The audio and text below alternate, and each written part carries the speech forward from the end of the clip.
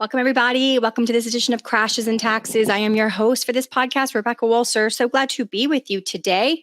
Really excited to do this market update as so many great things are happening in the world, economically speaking. And I'm starting to see a real time frame sort of firm up. Not exactly ready to publicly give my prognostication on the time frame, but I am starting to see a time frame size up for this year and some of the economic developments that are coming. And so that is really encouraging to me in my practice, because then I can have a little bit better handle on how to best prepare when I understand exactly how things are. And obviously, I certainly I'm not saying I understand how everything's going to go, but I am saying that I'm starting to see some framings of timeframes, and it's getting really exciting. So let's get started today. I wanted to start with this philosophical quote by Plato, because I think it's so apropos for right now, and it absolutely applies right now, and it's something that we all need to be really considering. So those who are able to see beyond the shadows and lies of their culture will never be understood, let alone believed by the masses. I'm going to have to just investigate wherein he said that, just to make sure it's an actual Plato quote, because these things are memed all the time. They're not right, they're not accurate. But I saw this one and I thought, wow, that is so correct and applicable to today in the world, because we have kind of this institutional I don't even know how to, I would say, patriarchy, but it's not that. It's not male dominated. We just have this institutional establishment that has been established for so long, that has been very reputable. And because it's been very reputable, many, many people ascribe to these beliefs. And so as the tide is turning and as things are coming to an end, as we know them to be, what's happening is the same people that have been able to control the narrative, whether it be mainstream media, establishment, whatever, Wall Street, bigly, those groups that have been very used to controlling the narrative are starting to lose that battle. And I think it's from independence. I would classify myself. I'm not a journalist. I am a financial person. This is what I love. This is my passion. Economics, math, finance. These three disciplines together are who I am. And, get on this show and have a passion to do for you guys, the public, because it is a passion. But it's people like us that have this passion, that are going out and getting the true data and showing it and sharing it, that people are, the media and the establishment narrative is starting to fail. And this is very alarming for the Wall Street and the establishment. So we're going to get through this year, and this is going to continue to be sort of this disillusioned disengagement. So we're disillusioned with the narrative of information that's coming out from establishment type groups, whether that be media, Wall Street, whatever, Fed Reserve, central bankers. There's this establishment narrative that is becoming disbelieved and therefore disengaged, and people are actively searching for other sources of information. So again, like, subscribe, share with your friends and family. We need to grow our numbers, because this does take quite a bit of time for me, but I know it's going to happen. It's organic. All right, so let's go through. I'm going to take myself off because I can't read this. This is really interesting about the Federal Reserve and their operating losses. And this is an article from AEI which is the American Institute for Economic Research, their division of it. And this was dated September or fall of last year. And I just want to read this to you so you can kind of start to understand what's going on. The Federal Reserve remits most of its operating profits to the U.S. Treasury. The Federal Reserve remittances are government revenues that directly reduce the federal budget deficit. But what is the budgetary impact of the Federal Reserve System having losses? The Federal Reserve System has not had, now this is prior to now, so this is an article from the fall of last year. The Federal Reserve System has not had an operating loss since 1915. So history provides no guidance as to how these losses will impact the official federal government deficit. In 2023, now this is a prognostication, in 2023, the Fed will likely report tens of billions of dollars in operating losses as it raises interest rates to combat raging inflation. We had obviously already raised rates quite a bit by September of 2022. The Fed will likely report tens of billions of dollars in operating losses as it raised rates. Will Fed losses increase the budget deficits as logic dictates they should, or will they be treated as off budget expenditures? Given the transparency of federal budget accounting standards, it's not surprising. So basically, this AEI publication, the American Institute for Economic Research, basically is basically saying that yes, be prepared. The Fed is going into losses, and you can see here that just from a little balance sheet that they're closing balance. The problem is they have way too many. So they have over $8 trillion of bonds that are at really super low interest rates because they basically acquired those on their balance sheet for stimulus in 2020 when rates were at 25 basis points Fed funds rate. So basically you have over $8 trillion on your balance sheet at 25 basis points, but you're paying out now on your money market operations and your repo, you're paying out over 4%. So you have an operating loss of mass proportion. Why is the Federal Reserve operating at a loss? This is a January 2023 article, and I thought was really actually a great article. The Federal Reserve is a self-funded and normally earns more income than needed to cover its expenses and capital transfers, remitting the difference to the Treasury. For 2022, the Fed remitted $76 billion. However, since September of 2022, which is when the article we just wrote started talking about operating losses, the Federal Reserve's expenses exceeded the income by $18.8 billion. So that's just 1 month in September of 2022. We had expenses higher than income by $18.8 billion, causing remittances to temporarily cease. We can't remit if there's no profit. They were only remitting profits. Depending on future interest rates, net income could remain negative for the next couple of years, and remittances could cease for longer. This insight explains why this occurred and what it really means for policy. And so, I'm not going to read why the Fed suffered losses. I've already explained that to you, that it was obviously because of the fact that they have such a high balance sheet with her earning hardly anything, but they are paying out now these much higher rates. Now, this is, we just got the jobs numbers and they were a little off, but we are starting to see some softness in the jobs market. And I definitely talked about that with my practice last week. And so what this is basically St. Louis Fed President James Bullard, and he basically stated last Thursday, so not even a week ago, that the Federal Reserve should stick to raising interest rates to lower inflation while the labor market remains strong, given the high probability that recent financial stresses will continue to abate and basically absent a tightening of credit conditions, he believes. So Bullard is hawkish, and Bullard this is not unusual for him. He's a hawk, and he's continuing to be hawkish. But I need you to understand that the reason the Federal Reserve would come out and continue to be so hawkish is that they cannot afford for the market to sense that they are starting to see something bigger than just interest rates. And that's where we're headed here, people. We are moving beyond rates and beyond the Federal Reserve. In fact, interestingly enough, we used to have it where bad news was good news. And you're like, what do you mean, Rebecca? Well, we have been so conditioned on what the Federal Reserve, I'm sorry, I'm not on here. Let me add myself back.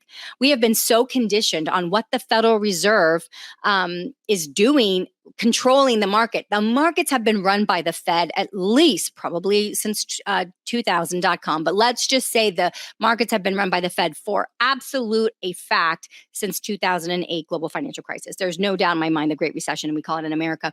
They have been running the market. So it used to be when we were in COVID era and we would get bad economic news, bad jobs numbers, bad whatever, bad, the high, manufacturing costs, whatever the case would be, that negative market news would actually turn the market positive, because that meant that the Federal Reserve was going to come in and save us again from whatever problem we now have. So anything that would come out negatively that people then should be, as a normal rational investor, computing, processing, and saying, okay, I don't want this much market risk because I can see that the economy is turning to the downside. I'm not going to take this much risk. Let me pull back. Let me preserve some dry powder. Let me go to commodities. Let me go to some hard assets. Let me do something to preserve. Let me even just stay in cash. Like I said, that was maybe 2020. We're not in that same place now in 2023.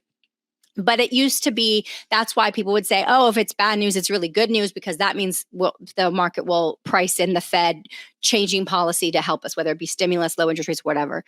Now, and that has been happening. That's been happening all the way up until this year in 2023. We would get some kind of negative economic indicator, whether it be CPI, PPI, PCE, jobs data, manufacturing, consumer surveys, whatever the economic indicator was. If it was negative, that would be considered a positive, because then the market would expect that the Fed would pivot or pause, would stop raising rates, or even pivot and cut rates.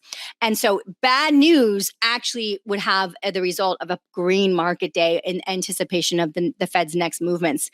Now, what's happening is the market, once the liquidity crisis began in earnest, which I've been warning you guys about for at least, the last, I'd say 18 months, but let's say at least for sure, I've been harping on this the last 9 months. I said it's going to be a liquidity crisis that brings down the global currency of the world. That is what is going to happen. And it is an absolute certainty that we are in this, and it is going to continue.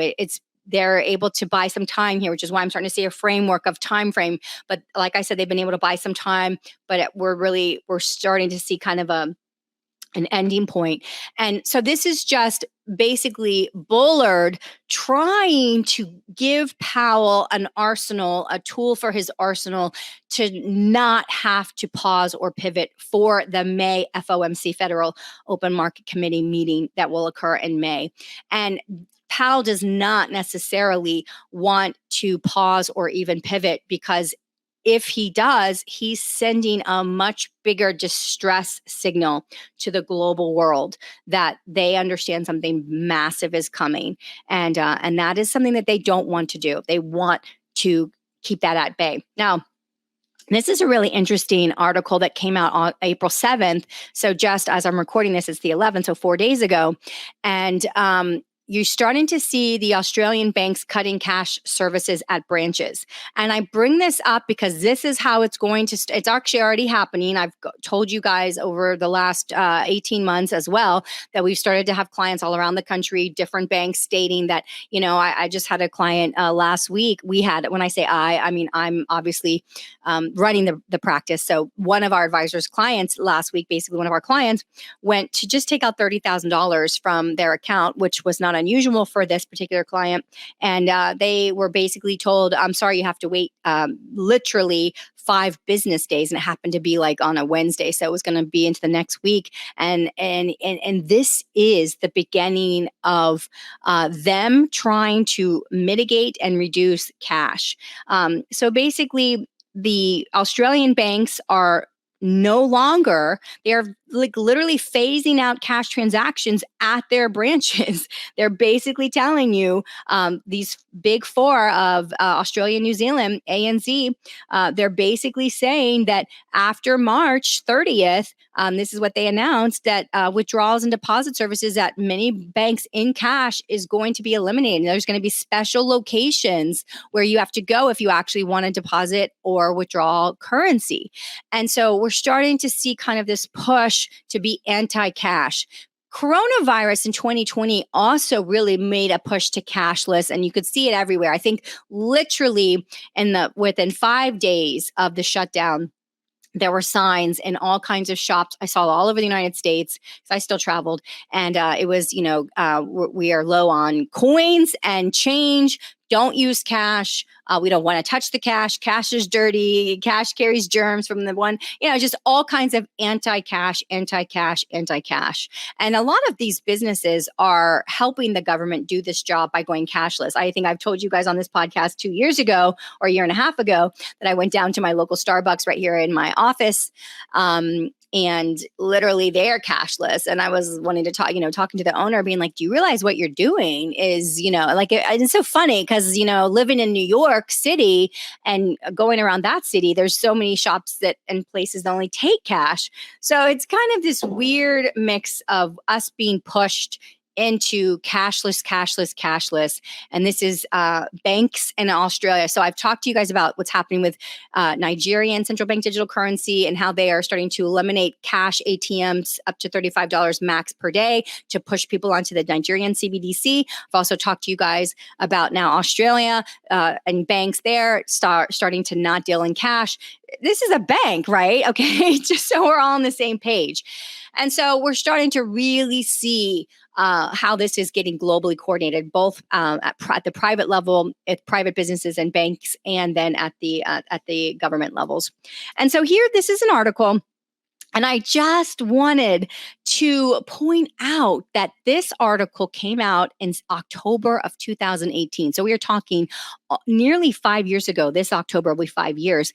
And this is the title of this article, Swift and the Weaponization of the US Dollar. The US has used the system as a stick before. Continuing down this path could trigger de-dollarization and an ensuing currency crisis. We've known that the United States has been sanctioning China, Iran, Russia for years. They've been sanctioning Russia since Crimea. So let's go through this kind of de-dollarization timeline. I think this is a really excellent chart, and I want to walk through it. It's understanding de-dollarization. The U.S. dollar has dominated global trade and capital flows for decades. However, let's not forget that has only really been since 1944. So we're at 1923. We're not even 100 years yet, and we're at the end as we know the system to be right now. It's not that dollar is not going to just disappear, you guys. No one has ever claimed, and certainly not here, the dollar is going to disappear. But the status as the hegemonic status of single global currency is over. It is over already. It's already over. It's already ended, in case you missed the memo, because we had China settle for the first time ever 65,000 tons of LNG, liquefied nitric gas, liquefied natural gas. 65,000 were sold to Total Energies company in France via Digital Yuan. So we already have massive bilateral trade happening outside of the United States, outside of the US dollar, in such a large amount for the first time since the 70s and even the 40s that it is already underway. It's afoot. So basically, many nations are looking for alternatives to the greenback to reduce the dependence on the U.S. De-dollarization is the process of substituting the U.S. dollar as a currency used for trading commodities and for other goods and services. Okay, here's a timeline. So we start with the 1920s. Basically, we can see that the 1920s is where the British pound sterling started to make way after World War I towards a U.S. dollar significant alternative. So that was the very beginning, World War I, 1920s, certainly after the pound. And then we had World War II. And then at the end of that, we had the Bretton Woods Agreement. And Bretton Woods, New Hampshire, 1944, where they pegged the US dollar to an ounce of gold, and therefore all currencies could be pegged to dollars instead of gold. Instead of having to transverse gold across carriers across the ocean, across the world, they could just carry dollars because dollars had a fixed conversion and were convertible. You could present a dollar up all the way until 1971, except for the time where FDR took that away and recalled all gold, but you could present a dollar and get a fixed amount of gold in return. So it was completely convertible to gold, and that made countries around the world trust it, accept it as the world's kind of reserve currency.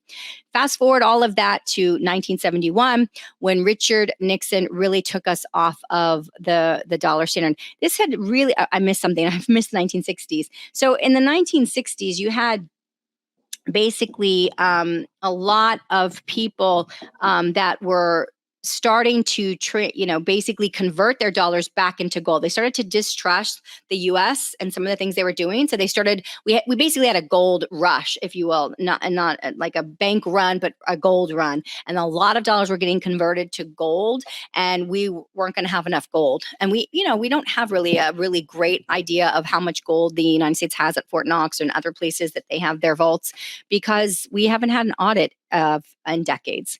So in the 1971, as a result of all these countries sort of having this gold, this massive dollar conversion into gold, Nixon just August 15th took away the ability to convert dollars into gold, and that ended. And then you kind of see in 1981, basically we started to see the US dollar. The US dollars lost 2/3 of its purchasing power. So let's take from 1971 to 1981. That is a 10-year period, 1 decade. And in 1 decade of going off of the gold standard, we lost 2/3 of our purchasing power. We're now down to, by the way, from the original dollar that was ever minted to the present day, we have completely lost. We're now in the negative as far as purchasing power. So all of the original purchasing power of the US dollar is gone. And we are now into, it's sad. I don't even want to, it's just so sad. It makes me very upset. And this is the 1971 to 1981 is the beginning of this untethering of reality of currency to assets. So, currency should not be so much that it is, the currency is more valued than the actual hard assets of all human capital and all of the earth. All of the rare earth resources, all of the human capital technologies to convert those resources into usable things that we leverage every day, like laptops, cameras, phones, lights, computers, all of these things, networks and cables and all the things that we've leveraged to create the world we have. We can't have a certain value on all of that and have currency that's circulating that's 5x that or 10x that or even 3x that. With the untethering of currency to actual hard assets, you start to get into a la playland of monopoly money, and we can just create whatever we want, and we can assign whatever value we want to it because there's no true hard, tether to the actual value of the true assets of the world, including human capital and human thought. So this is where we started to go wrong. And basically we were going wrong from the very beginning, because when countries started to realize that they could convert dollars into gold, and if they didn't like what the United States was doing with the dollar, they would do that. Nixon saw that had to end, that we couldn't allow people to escape the US dollar system by simply moving back to gold. Because if you think about it, if everything had been converted to gold back before 1971, that would be it. There would be nothing backing the US dollar. We'd have no reserves and there would be no true value. So Nixon just decided, and I'm not going to let them do that to us. I'm just going to do it myself, and I'll just untether. And that's what he did. And you can see that within 10 years, 2/3 of our purchasing power had already been withered away. Like I said, you fast forward to 2023 and we're now at negative actual currency value.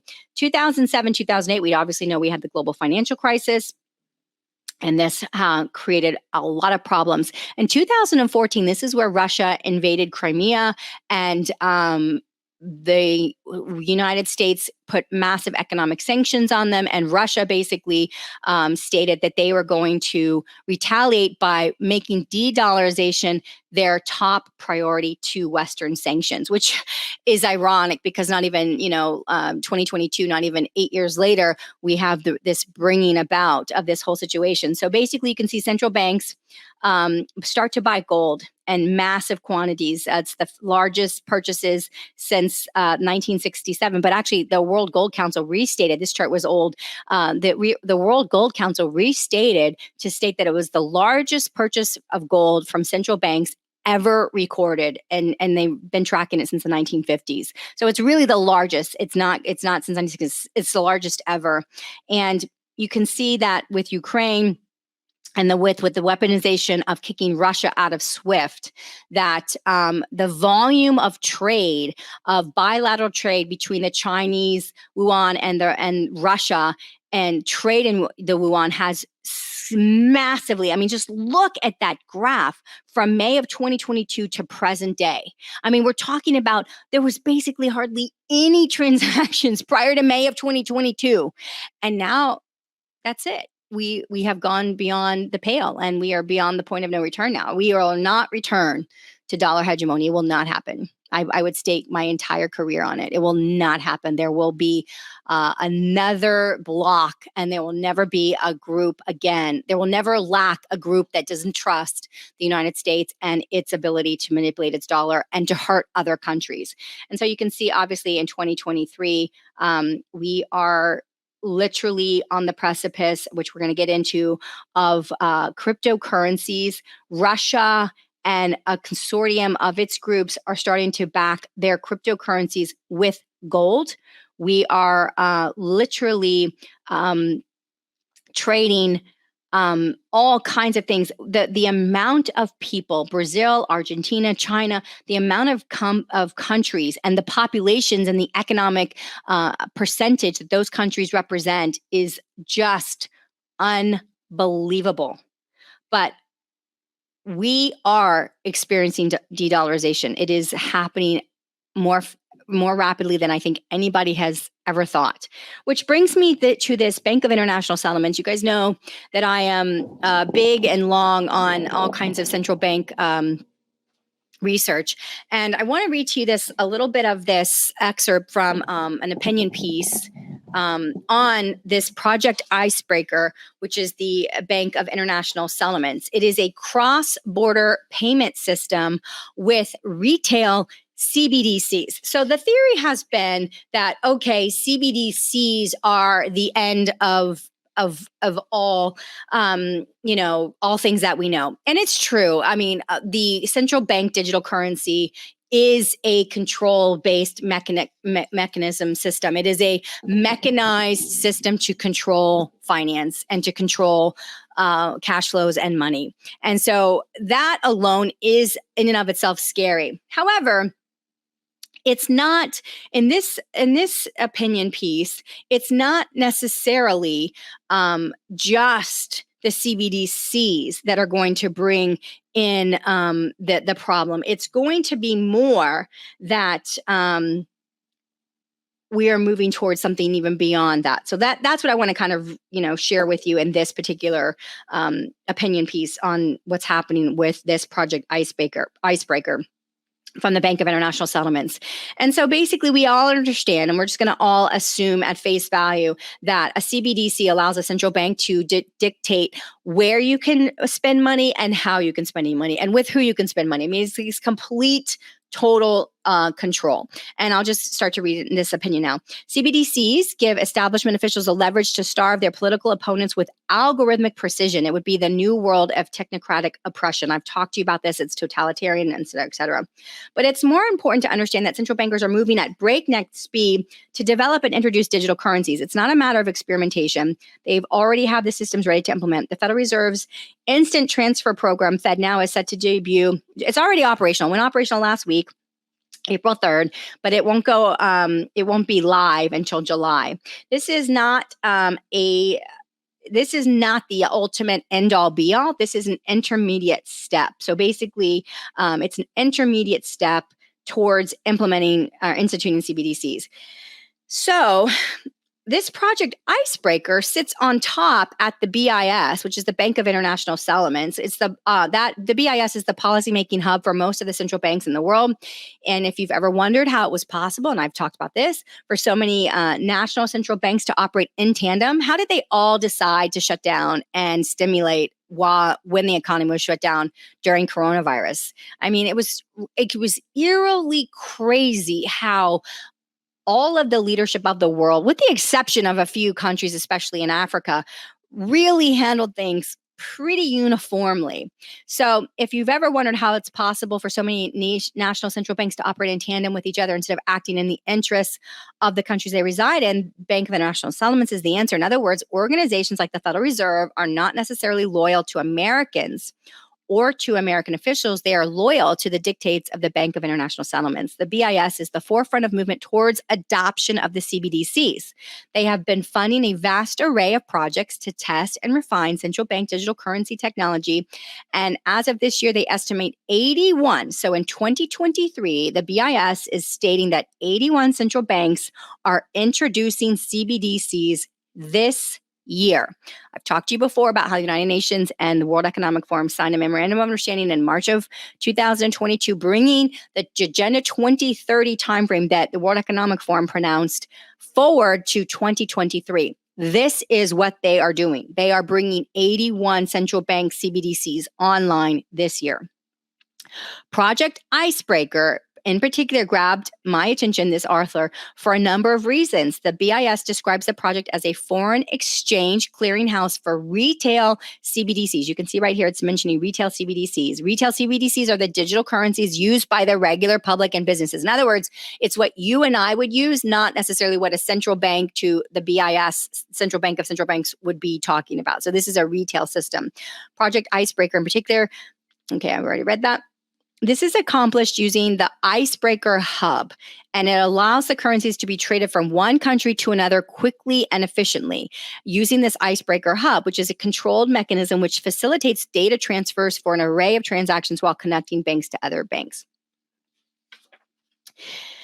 Investigating further, it was apparent that Icebreaker Hub, in theory, functions almost exactly like the SWIFT payment system, our payment system, which is used currently by governments and international banks. Right now, more than 10,000 financial institutions in 212 different countries use the SWIFT network to transfer funds overseas for clients.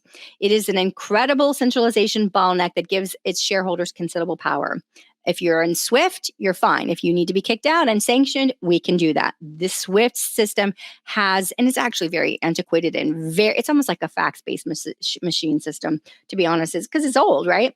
As a point of reference, after the start of the war between Russia and Ukraine, the expulsion of Russia from the SWIFT network was used as a weapon in an attempt to crash the Russian economy.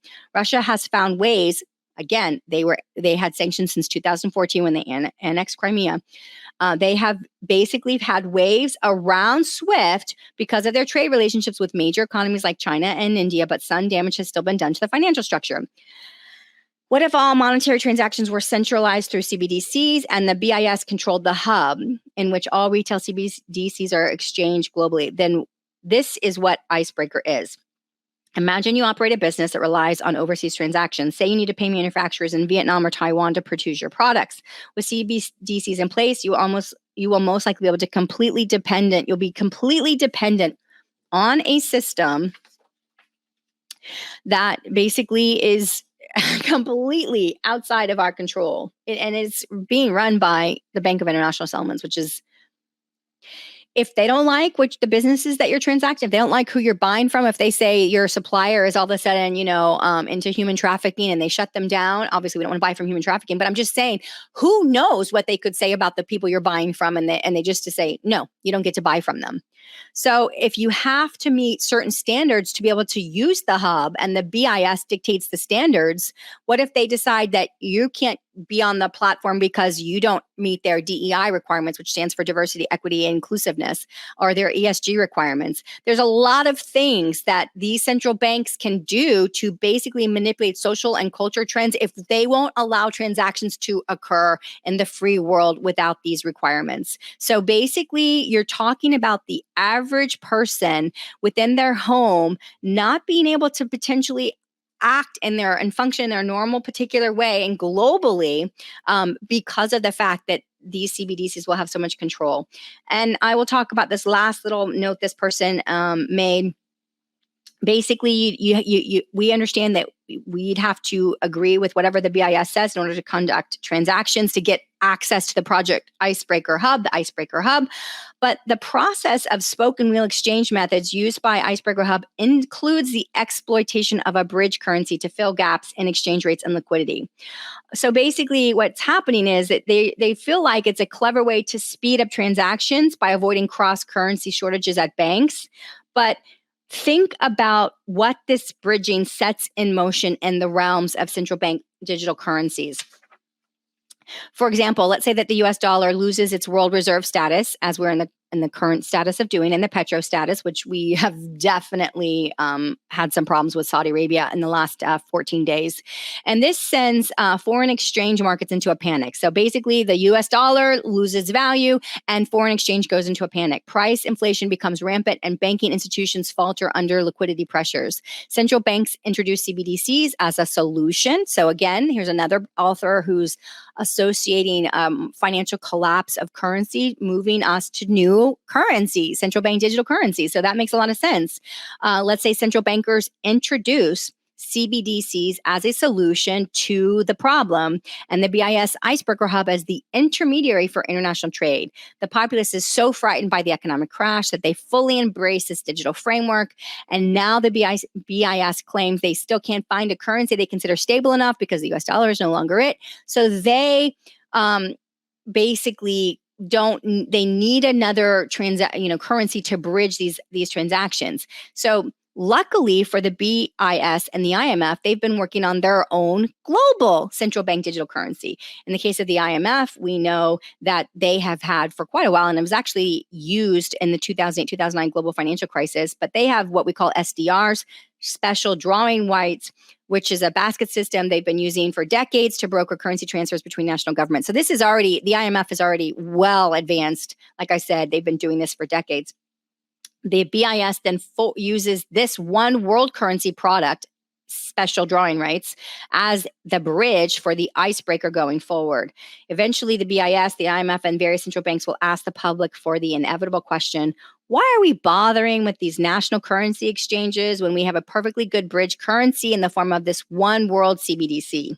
Why don't we just get rid of the US dollar, Fed Now, digital dollar? Why don't we get rid of the digital yuan? Why don't we get rid of the digital I'm just all kinds of whatever, peso, digital franc, whatever, get rid of all of these CBDCs and let's have one currency for everyone. And this is how global financial centralization is achieved. 81 countries moving to central bank digital currencies in 2023.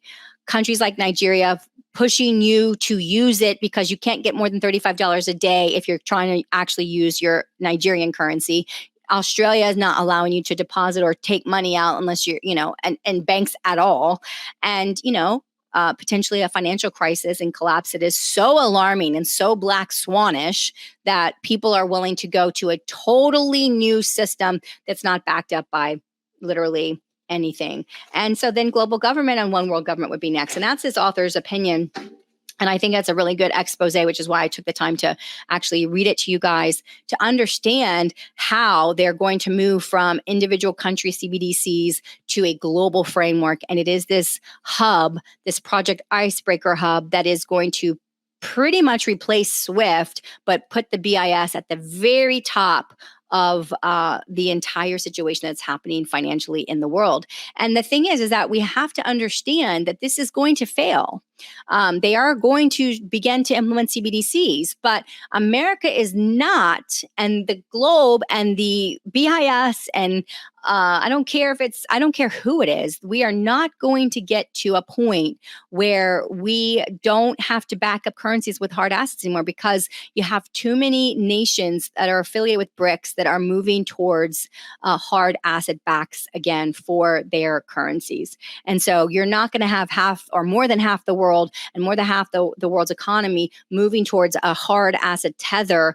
And yet America and Canada and Europe and Japan and Australia and New Zealand can just somehow not have that same tether. So we are at the end of the system as we know it. I am really beginning to see a fall time frame as all this going crazy. I think we are going to have some hiccups in spring, and I think we will have a kind of a rocky summer, but it's going to be all in preparation for this big whammy for the fall. I see it in the fall, unless something massive comes out. Right now, the analysis I see is they bought enough time to give themselves about another potentially 6 months. But don't take that to the bank and say, I don't need to do anything right now, because that is not true at all. We could have massive disruptions before the ultimate disruption.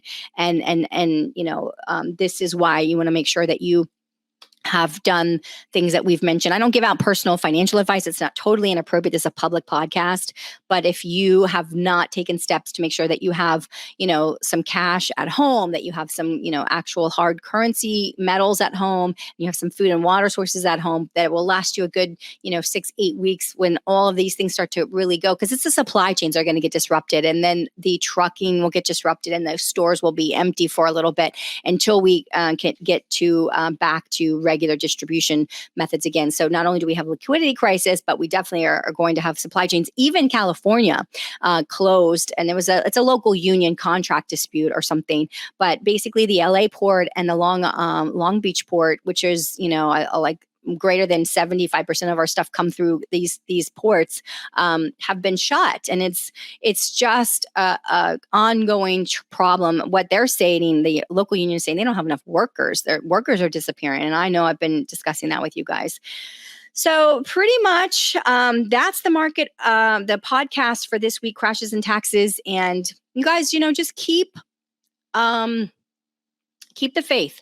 It's going to be a challenging year. It's going to be a lot of things that are happening that we are going to have to keep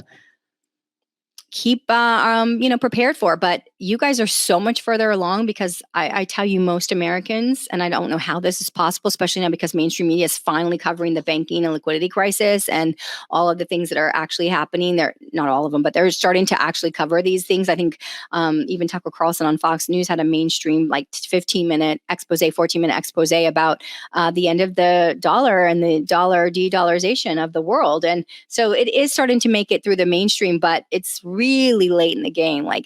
I don't know what people are going to do when they're hearing this information so late in the game, because even now gold is already over, $2,020 an ounce. And I, as you know, I expect it to go much higher than that.